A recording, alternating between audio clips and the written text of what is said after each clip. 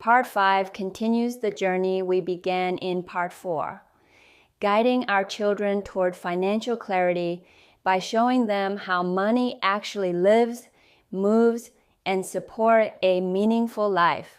Raising a financially confident child. The beginning of financial awareness. Xiao Wellness Media. Before we introduce money, we introduce clarity. When we begin discussing value, we start with presence. This opening module builds the emotional ground that every future lesson relies upon.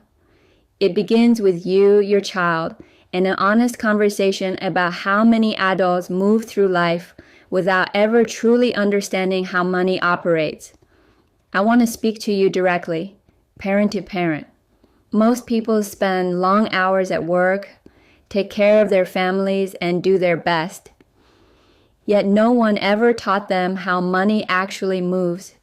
They were shown how to earn a paycheck, but not how income emerges from the value a person provides.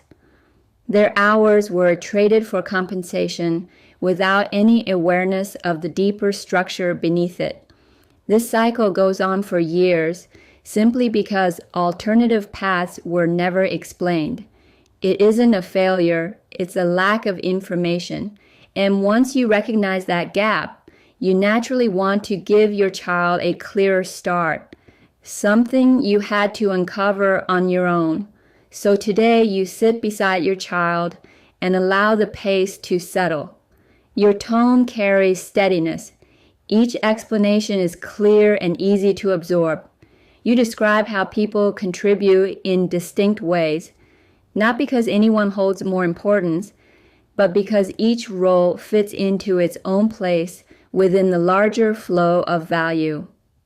Some individuals rely on physical effort. Others work with knowledge. Many support decisions or guide direction, and a few create or organize systems that allow money to continue moving even when they pause.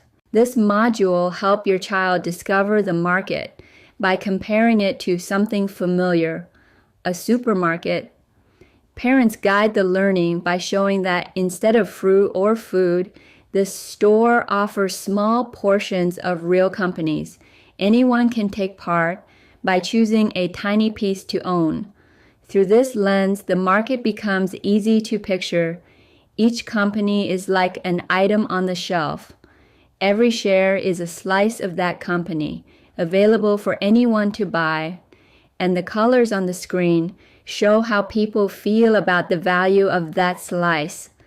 At that moment, green suggests that more people want it, so the slice becomes more desirable. Red means fewer people are interested right now, so the price softens. Gray reflects a calmer stretch with little movement. Children learn quickly through these visual cues.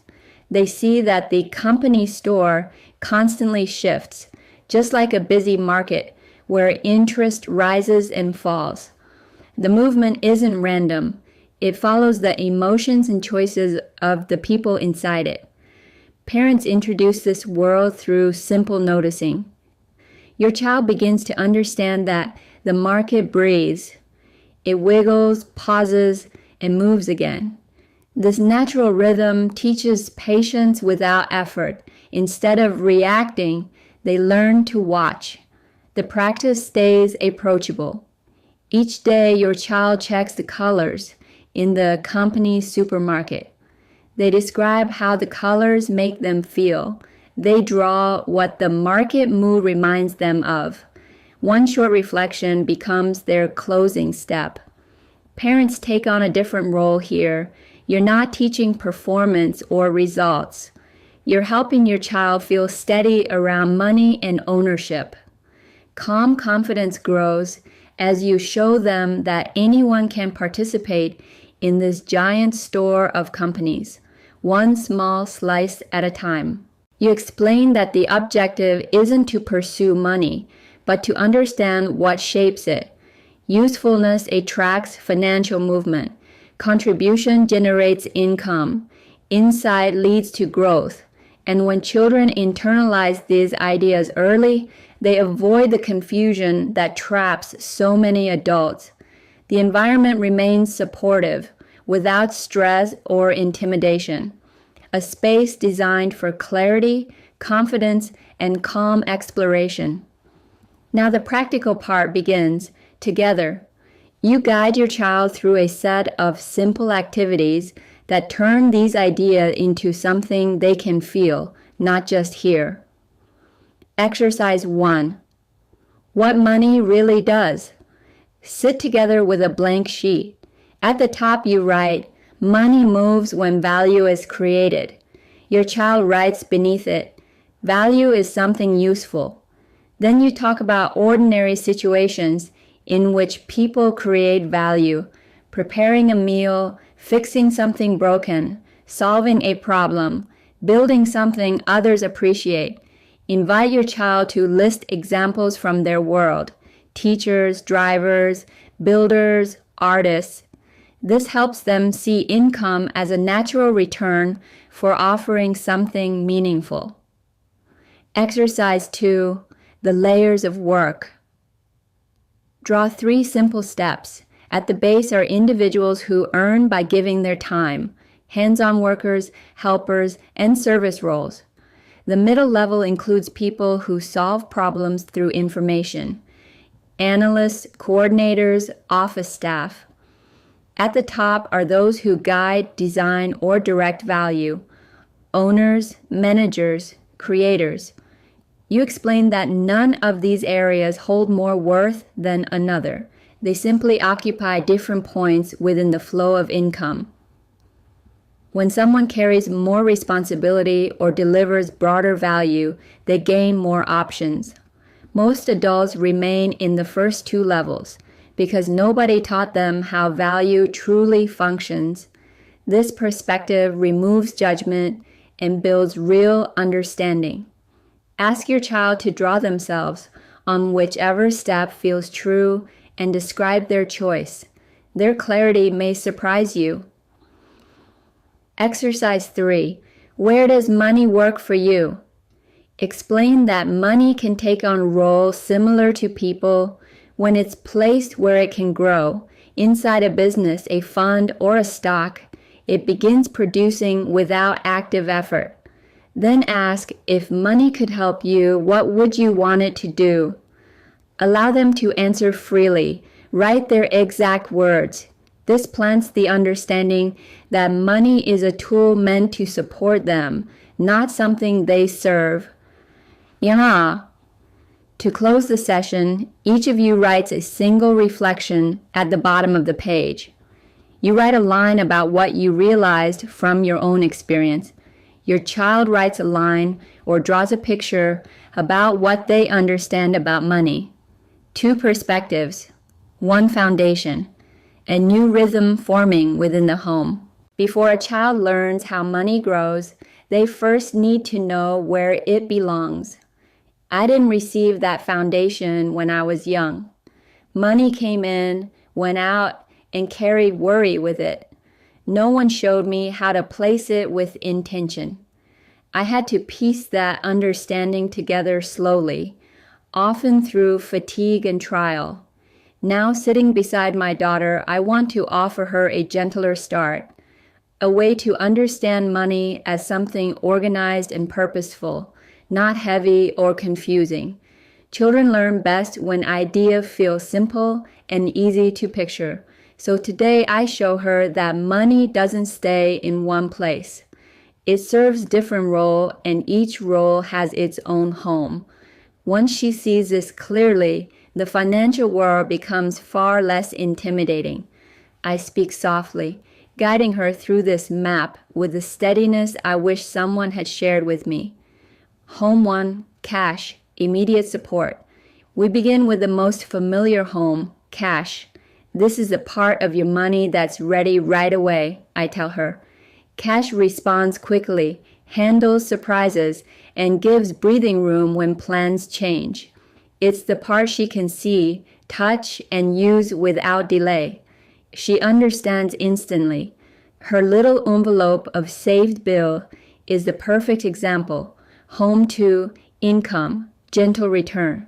Next, I introduce the second home, the place where money earns quietly. Her money market fund lives here. It doesn't rise fast, but it sends small amounts back to her simply because it's placed somewhere steady. This home gives tiny thank yous, I explain. Later, this same home will include dividends and the income she'll earn once she reaches 100 shares. But for now, it's enough for her to know that some money pays her slowly without being moved.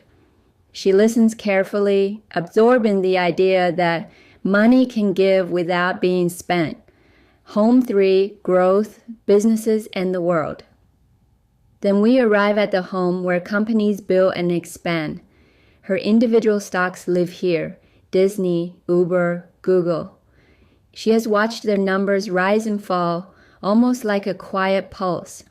Her global fund, VXUS, belongs here too. The one holding piece of distant countries she hasn't seen yet. This home grows over time, I tell her. It needs patience, but it creates something meaningful. She nods, remembering how the colors on her screen shift throughout the day. To her, this home feels alive, full of stories, work, and motion. Home 4, ownership, opportunity, and control. Finally, we reach the home she's most curious about, the one that points to her future. I explain that when someone owns enough of a company, they can earn by letting others use their shares. Just like renting out a property, an investor can rent out their stock. Someday, when you reach 100 shares, I say, you'll have options others don't. She imagines holding that many shares, eyes bright with possibility. I remember how long it took me to understand this part of the system and how empowering it felt once it clicked. This home shows her that ownership is not just about price. It's about choice, responsibility, and confidence. Placing the homes on the page. We draw 4 small houses side by side, each representing a different function. This home keeps money protected. This one offers slow, dependable earnings. Another builds over time. The last opens doors to new possibilities. She colors each home differently, giving them personality and shape. Her drawing reveals something important. Money is best understood when given purpose, not fear. As she studies the page, she begins to see how assigning each dollar a job brings clarity.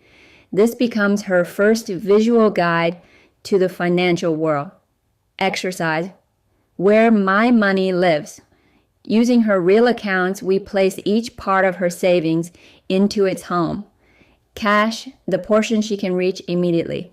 Income, S, W, V, XX growth, VXUS, and the company she follows, ownership goal, building toward 100 shares for future rental income.